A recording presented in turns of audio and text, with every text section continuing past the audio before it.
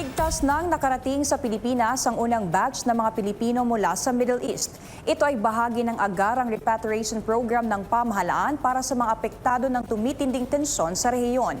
Si Cherry Light magbabalita.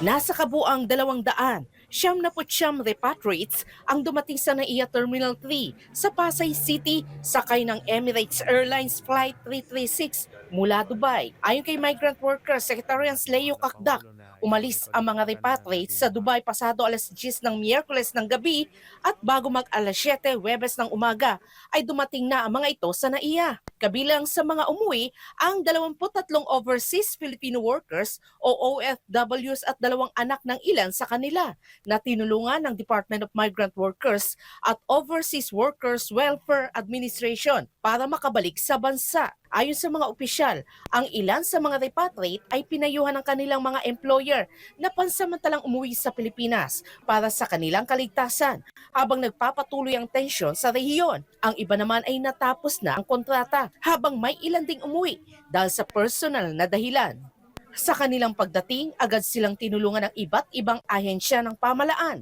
Kabilang dito ang agarang financial assistance mula sa DMW Action Fund, pansamantalang tirahan at transport assistance mula sa OWA, medical assistance mula sa Department of Health at psychosocial support mula sa Department of Social Welfare and Development o DSWD. Kinumpirma rin ng DMW na hindi kasama sa bilang ang 11 vice mayor at isang mayor mula sa Bulacan na stranded din sa Dubai. Samantala, lumobo na sa 1,979 ang kabuang bilang ng mga Pilipinong humihiling ng repatriation sa DMW. Pinakamarami rito ay mula sa Kuwait na may 363, sinundan ng Bahrain na may 312, Abu Dhabi 285 at Dubai 231. Maski ang ilang undocumented Pinoy workers na apektado ng bakbakan ay nagpapasaklolo na rin sa pamahalaan. Tiniyak naman ni Kakdak na tutulungan silang makauwi ng gobyerno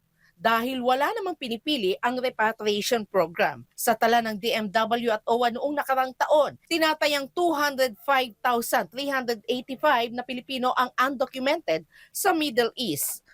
Kaya po nasaya kami na at least meron ng mga unang batch na nakauwi o makakauwi. Nakahanda na po ang full of government team na inatasan ng Pangulo na i-monitor yung kapakanan ng ating mga kababayan sa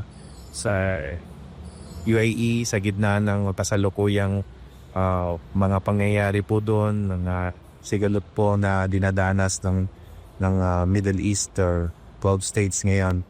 Para sa Diyos at sa Pilipinas kung mahal, Cherry Light, SMNA News.